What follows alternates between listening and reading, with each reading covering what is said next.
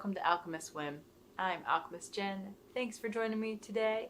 Let's have a great day. So today's whim of the day is to talk about pattern designing.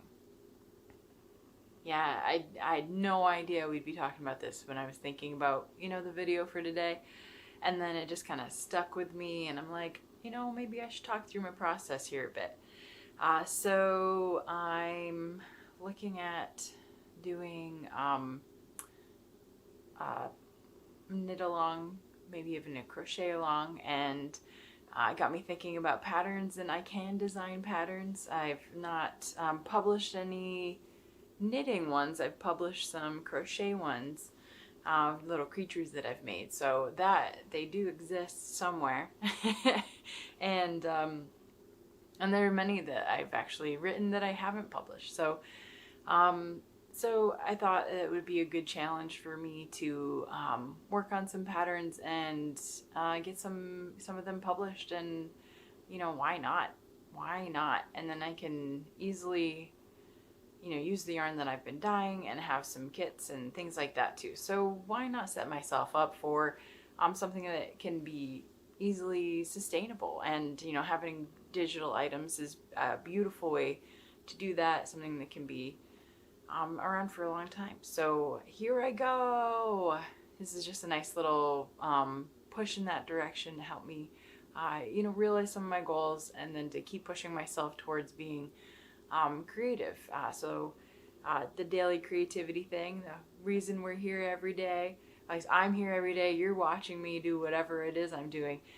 So my thoughts are to work with some yarns that I can dye two ways, and I'm thinking about doing them the exact same colors but different variations to get two yarns that can be done in one piece. So I've not even drawn a picture yet of what I'm thinking, so I'm gonna draw it as we're talking.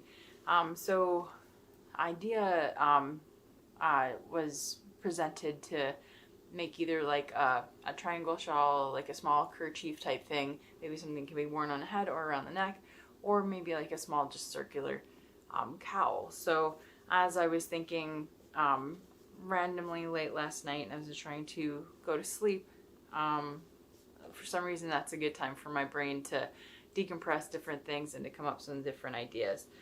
So one idea that can actually be translated into a couple things. It can be both a knitting pattern and a crochet pattern, or a hybrid.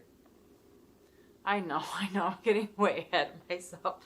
And my brain does this thing where I make things very complicated, and I'm okay with that, especially if I can execute it.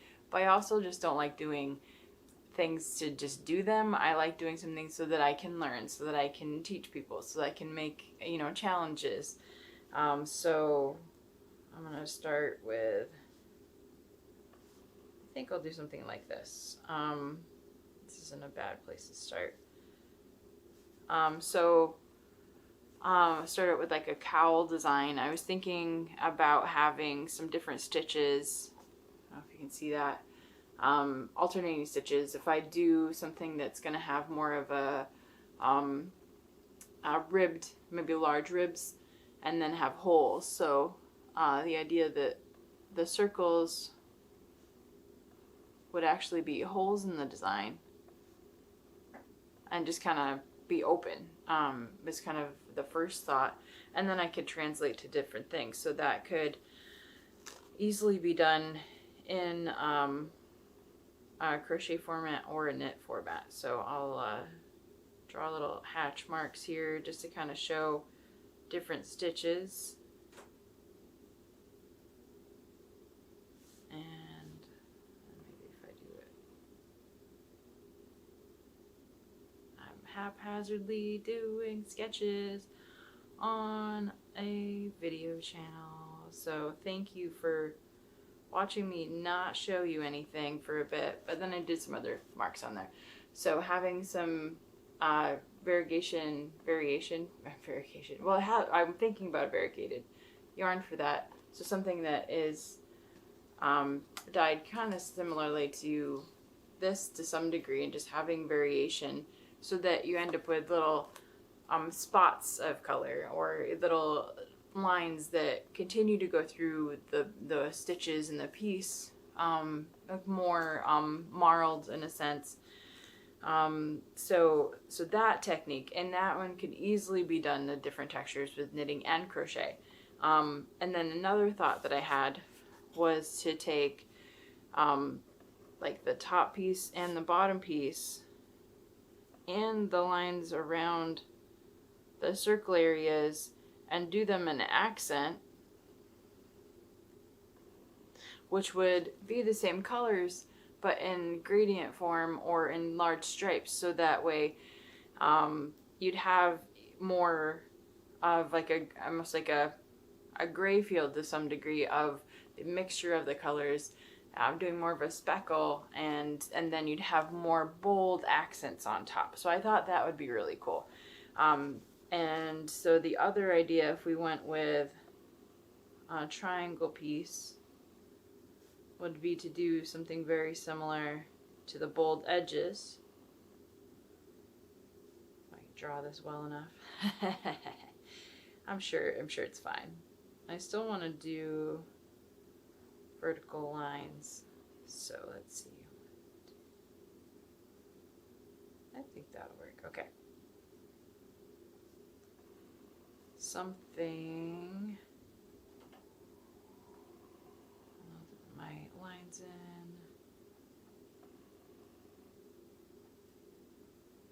So that it still has the depth of texture. I'll show you what I have so far, so it doesn't look like I'm just like not doing anything. And then I'll go back through and draw my my hatch marks as well too, just so you can kind of see what I'm, a little visual of what I'm thinking. I like the open hole idea just because it adds such depth to it, and it, you know, little surprises like that. I mean, when you're touching it, you know, something tactile is really important. You know, something interactive is important for me when I'm creating something like this. So I want it to be something to interact with. I've sort of got more definition to the outside lines as well. I don't know if that's helpful or not, but I think you get the idea. Probably overdrawn the outside. So those are my ideas. Just basic format and having something that's going to have much more variation in the actual, you know, body of it, and then just simple stitching but have some relief to it. That's an essence of a ribbing. You know, both crochet and knit can work really well with that. And then having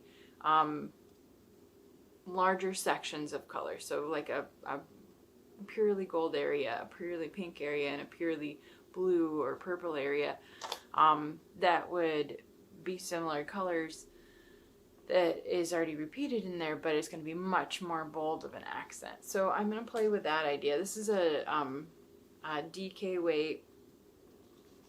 This is a blend, and it is merino wool with Pima cotton.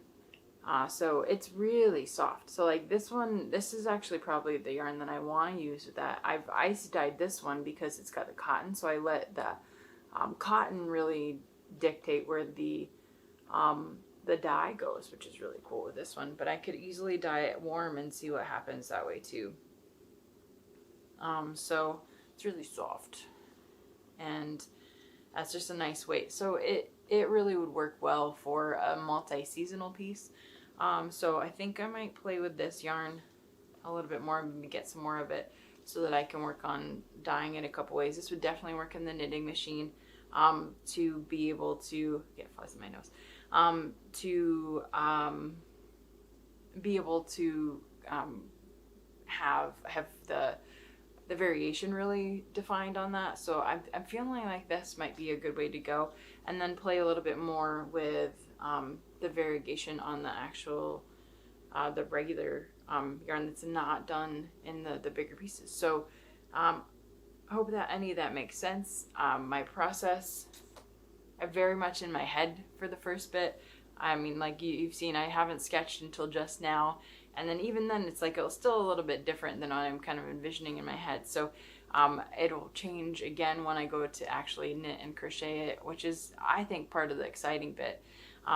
What I'm thinking is that the outside pieces, you know, would be add-ons afterwards. So those could be done in either knit or crochet either way. So my other thought too, if I want to add another layer to it, was to knit or crochet something that's going to be more spirally, and then I can even weave it in through the holes too, depending on where I place them, how big they are, and how often I repeat them. So those are my thoughts on pattern designing for the day.